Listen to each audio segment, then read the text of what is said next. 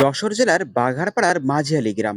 প্রতি বছর শারদীয় দুর্গোৎসবের সময় এই গ্রাম যেন অন্য রূপে সেজে ওঠে। মন্দিরে জেগে থাকে ভক্তির আলোর প্রদীপ, ঢাক ঢোলের তালে মুখর হয়ে ওঠে চারিদিক। শুরু হয় দুর্গাপূজা, টানা 5 দিন চলে আনন্দ উৎসব, ভক্তি আর মিলনের এক অনন্য মহোৎসব। 5 দিন পর বিজয় দশমীর মাধ্যমে শেষ হয় এই দুর্গাপূজা। দশমীর দিনে ঢাকের পবিত্র বাজনার তাল ও সুরে চারিদিকে এক অপরূপ পরিবেশ তৈরি হয়।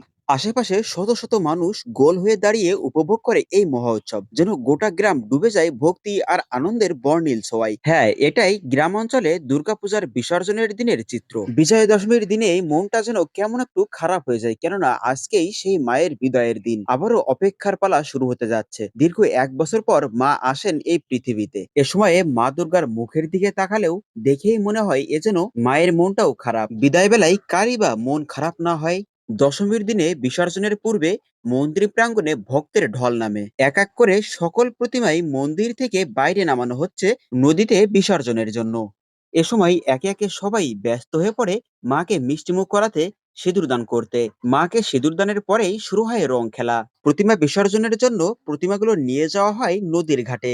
এ সময় কেউ বা আরতি করতে ব্যস্ত, কেউ বা উড়াধুরা ড্যান্স দিতে ব্যস্ত। এলাকার শিশু কিশোররা এই দিনে খুবই আনন্দ করে। মন্দির প্রাঙ্গণে এমন একটা পরিবেশ সৃষ্টি হয়, যে কিনা কখনো নাচ জানে না সে নিজেও নাচতে বাধ্য হবে। শুধুই উড়াধুরা নাচ নয়, এখানে চলে ঢাকের পবিত্র সুরে আরতি নাচ। এমন আরতি নাচ দেখে মুগ্ধ হয় সবাই। কেউ সিঁদুর দান করতে ব্যস্ত, কেউ বা ছবি তুলতে। গ্রামের তরুণ তরুণী থেকে শুরু করে প্রবীণ সবাই মিলেমিশে উপভোগ করে সেই আনন্দ। এই আনন্দের ভেতরেই লুকিয়ে থাকে এক অদ্ভুত বিষাদ, কারণ মা চলে যাচ্ছেন। আবারও অপেক্ষা একটা বছরের।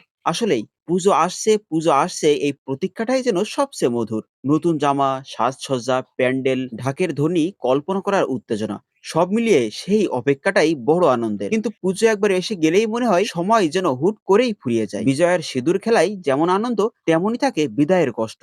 মন্দিরের ভিতর সকল আয়োজন শেষে এই প্রতিমা নিয়ে আসা হয় পার্শ্ববর্তী চিত্রা নদীতে। আর এই চিত্রা নদীতে হয়ে থাকে মূলত এই প্রতিমার বিসর্জন। মায়ের এই বিসর্জন দেখতে ভিড় করেন শত শত ভক্ত। নদীর তীরে সন্ধ্যা নেমে এসেছে। ঢাকের তালে, শঙ্খের ধ্বনিতে মুখরিত চারিদিক। ভক্তদের চোখে আনন্দ আর বেদনার মিশেল। মহামায়ার প্রতিমাগুলো একে একে আনা হয়েছে নদীর ঘাটে। সারা বছর অপেক্ষার পর মা এসেছিলেন এখন বিদায়ের সময়। বল দুর্গা মাই কি জয়, চারপাশে প্রতিধ্বনি ওঠে। তারপর ভক্তরা প্রতিমাকে আস্তে আস্তে তুলে নদীর জলে নামান। জলের শীতল স্পর্শে যেন নদী নিজেই মাকে বুকে জড়িয়ে নেয়। নিয়ম মতো প্রতিমাকে 7 পাক ঘোরানো হয়। ঢাকের শব্দ, শঙ্খধ্বনি আর উলুধ্বনিতে ভরে ওঠে এই ঘাটের পরিবেশ। সবাই হাত জোড় করে প্রার্থনা করে, আগামী বছর আবার এসো মা, আমাদের ঘরে, আমাদের মনে। আশ্বিনে মা আবার আসবেন আনন্দ নিয়ে, আলো নিয়ে।